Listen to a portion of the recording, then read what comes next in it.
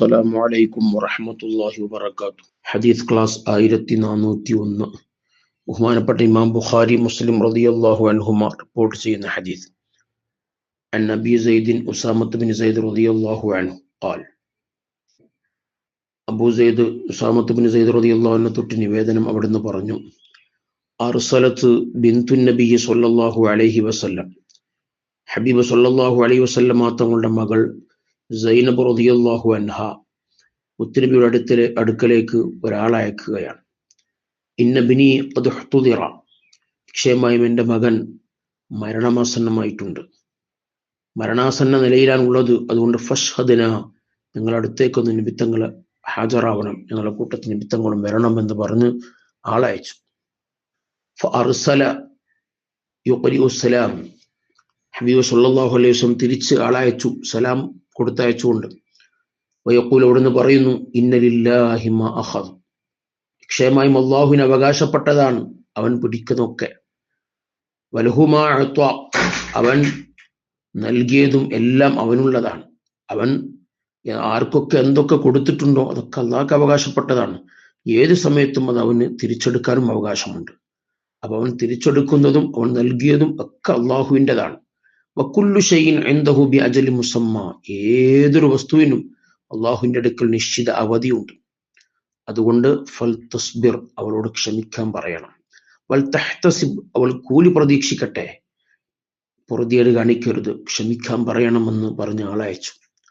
ഫഅർസലത്ത് ഇലൈഹി തുഖ്സിമു അലൈഹി ലയഅതിയന്നഹ, വീണ്ടും സൈനബ് റളിയല്ലാഹു അൻഹ മുത്തുനബിയിലേക്ക് ആളയച്ചു സല്ലല്ലാഹു അലൈഹി വസല്ലം, സത്യം ചെയ്തുകൊണ്ട് നിർബന്ധമായും തങ്ങൾ ഉപ്പ വരണമെന്ന് പറഞ്ഞ്, വന്നേ പറ്റൂ എന്ന് പറഞ്ഞ് വീണ്ടും ആളയച്ചു.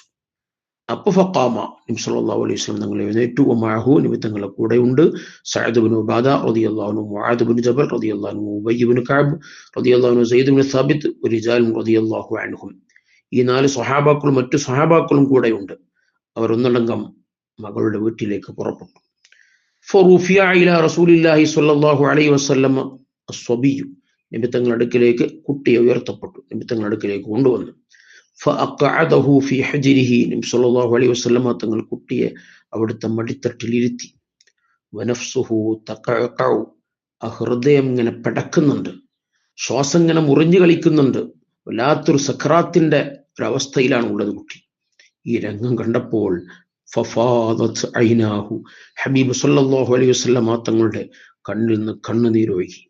ഫഖാല സഅദ്, ഈ രംഗം കണ്ടപ്പോൾ കൂടെയുള്ള സഅദ് റളിയല്ലാഹു അൻഹു ചോദിച്ചു, യാ റസൂലല്ലാഹ്, അല്ലാഹുവിന്റെ റസൂലേ, മാ ഹാദാ, ഇതെന്താണ്? നിങ്ങളല്ലേ ക്ഷമിക്കാൻ പറഞ്ഞു, പൊറുതിയേട് കാണിക്കരുത്, ക്ഷമിക്കണം, കൂലി പ്രതീക്ഷ എന്ന് പറഞ്ഞ് ആളയച്ചത്, അവിടുന്ന് എന്താണ് കരയുന്നത് നബിയെ? ഫഖാല, അപ്പൊ ഹബീബ് സല്ലല്ലാഹു അലൈഹി വസല്ലം നിങ്ങൾ പറഞ്ഞു, ഹാദിഹി റഹ്മത്തുൻ, ഇതൊരു കാരുണ്യമാണ്, ഇതൊരു കൃപയാണ്.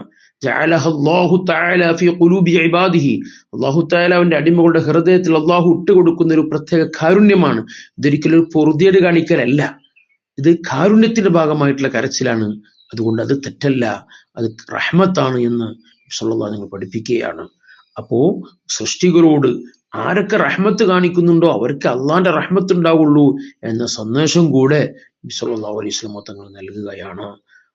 നാം കാരുണ്യമുള്ളവരാവണം, എല്ലാവരോടും കാരുണ്യം കാണിക്കുന്നവരാവണം, എന്നാലേ അള്ളാഹുവിന്റെ കാരുണ്യം നമുക്ക് ലഭിക്കുകയുള്ളൂ എന്നൊരു വലിയൊരു സന്ദേശമാണ് ഈ ഹദീസ് നമുക്ക് നൽകുന്നത്. അള്ളാഹു ഇതെല്ലാം ഉൾക്കൊള്ളാൻ അല്ലാഹു തൗഫീഖ് നൽകട്ടെ. ആമീൻ. സല്ലല്ലാഹു അലൈഹി വസല്ലം.